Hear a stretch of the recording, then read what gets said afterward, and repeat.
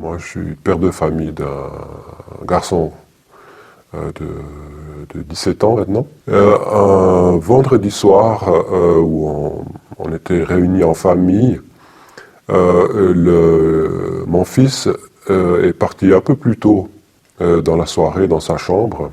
Il n'a rien de particulier.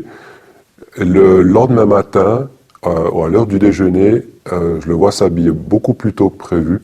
Et j'ai trouvé ça bizarre. Et je lui ai demandé qu'est-ce qu'il allait faire. Et il me dit,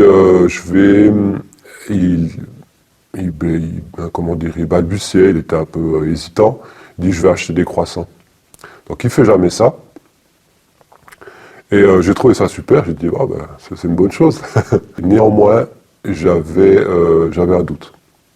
J'avais un doute qui s'était installé sur quelque chose de bizarre. Et j'ai insisté pour lui dire, mais j'étais pas très sûr de sa bonne intention. Et j'ai un petit peu insisté et ça m'a un petit peu contrarié. Et j'ai ressenti vraiment un malaise. Donc il s'est rendu dans une boulangerie et ensuite il est rentré. J'avais le sentiment d'une gravité qui augmentait. Et puis à ce moment-là, je me suis dit, bon, on va s'asseoir et on va essayer de discuter. Et il tremblait, il n'arrivait pas à s'exprimer. Il ne voulait pas s'asseoir, il voulait passer à autre chose. Et c'est comme si, effectivement, j'avais vraiment raison sur le ressenti que j'avais à ce moment-là. Et j'ai insisté pour qu'il s'asseye, et puis là, ça a duré assez longtemps avant qu'il arrive à s'exprimer. Donc ça a duré 1 heure avant qu'il prononce au moins un mot. Et on est resté là avec des longs moments de silence. Et c'était vraiment très, très, très bizarre. Très intense, très, troublant. Et finalement, il s'est écroulé en larmes. Et il me dit, j'ai fait quelque chose de grave. Donc je me suis rapproché de lui, j'ai senti qu'il avait besoin de soutien, d'être réconforté. Et j'ai essayé de trouver les mots pour le rassurer. Et finalement, c'est à ce moment-là, après à peu près 2 heures de temps, qu'il m'explique qu'il s'est fait avoir. J'avais un peu une tendance à m'énerver parce que je ne comprenais pas les signaux. Et j'ai trouvé la source à ce moment-là de rester calme. Et finalement, il a expliqué qu'il devait payer de l'argent. Sinon, il y a une vidéo qui va sortir sur Internet. Et il me dit, je dois donner de l'argent d'ici 9 heures. Donc on approchait vraiment du délai qui lui était fixé pour donner de l'argent. Et à ce moment-là, il me dit, voilà, ben, j'ai connu quelqu'un sur Internet qui m'a invité en tant qu'ami sur Facebook. Et j'ai accepté. Et très rapidement,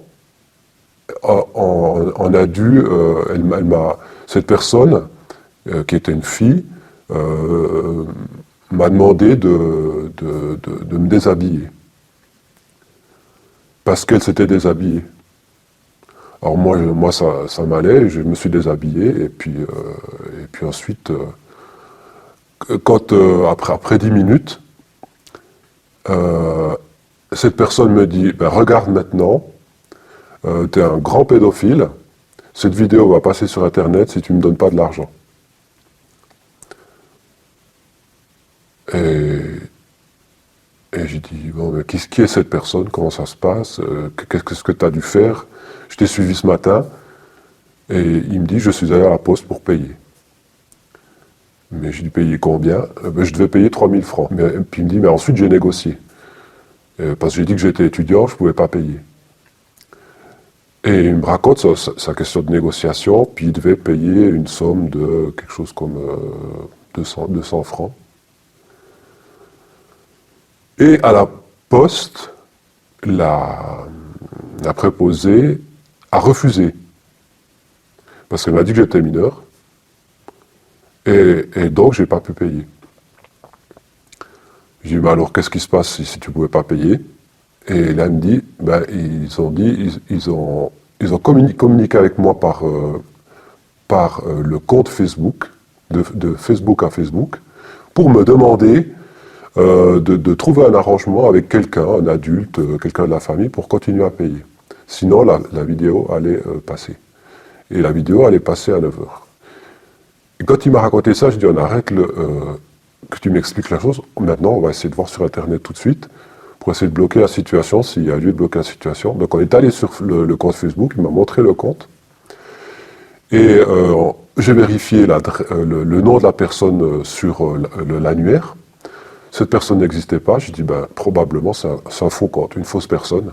Tout est faux. Tout de suite, j'ai enclenché la déclaration sur Facebook où on peut dénoncer un abus. Et donc, je suis rentré dans ce processus que j'avais jamais fait. Et finalement, on a réussi à poster la déclaration d'abus. Et dans les 10 minutes qui suivent, le compte a disparu. Donc, le compte a été fermé. Donc ça a très bien marché. Et j'ai dit, bon, maintenant, et en regardant en parallèle les résultats, les messages qui provenaient directement sur son attel, de son compte Facebook, et les gens insistaient. Si tu ne payes pas, je vais détruire ta vie. Si tu ne payes pas tout de suite, on va publier ça dans tous les sites possibles et inimaginables. Et ensuite, on est allé voir, moi j'ai dit, il ne faut pas céder à ce chantage, en aucun cas. Parce que ce chantage, il va amener sûrement à une continuité. Céder au chantage, ça veut dire accepter ce jeu pervers pour aller plus loin. Et donc mon fils m'a fait confiance, parce qu'il a vu que j'avais bien pris les choses en main. Et sur YouTube, on est allé voir, effectivement, à 9h10, la vidéo est apparue. Et ça montrait mon fils en train de se masturber. Je n'ai pas regardé la vidéo parce que ça ne m'intéressait pas du tout. Et à ce moment-là, pareil avec Facebook, on a fait la déclaration d'abus.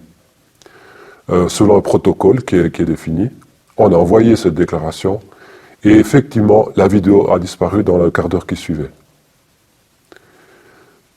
À ce moment-là, il y avait quand même une sensation de calme qui était revenue.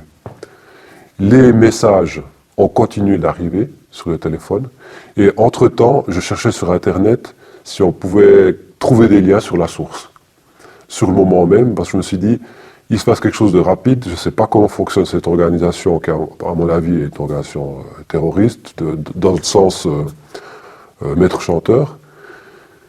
Et j'arrivais à rien trouver. Les informations que mon fils avait de la part, en termes d'adresse, c'est l'adresse de paiement. Donc j'ai relevé cette adresse de paiement et ça donnait la Côte d'Ivoire.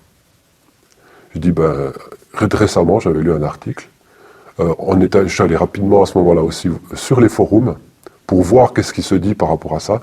Et j'ai vu plusieurs témoignages de jeunes ou de personnes qui mentionnaient le gang de la Côte d'Ivoire. Donc tous ces éléments-là, petit à petit, l'ont rassuré. Et les messages se sont arrêtés. Et la réaction était positive, donc il fallait bloquer tout ça. Et c'est ce qu'on a fait. Et par la suite, la question se posait, qu'est-ce qu'on va faire par rapport à une dénonciation? Est-ce qu'il faut appliquer la police ou pas? Et bon, je n'avais pas les réponses tout de suite, mais je me laissais cette option pour faire en sorte que ça cesse pour d'autres jeunes. Et j'ai demandé à mon fils d'envoyer un message à ses amis pour les informer que cette personne n'était pas une vraie personne. C'est ce qu'il a fait. Donc là, je pensais qu'on avait au moins stabilisé un autre problème qui avait eu son emprise sur mon fils et son environnement. C'est extrêmement traumatisant d'avoir ce sentiment, la perception qu'il y a un problème grave, mais dont on n'arrive pas à mesurer la gravité. Et je me suis,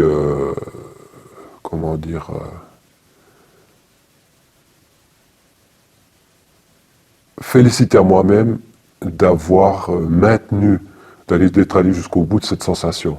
Et pas de me dire, c'est un ado, c'est une histoire de fille, et de banaliser la situation.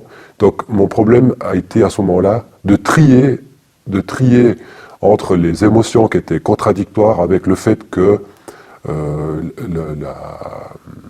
qu'un événement puisse arriver, puisse arriver comme ça. Et ça, c'était extrêmement, très, très douloureux.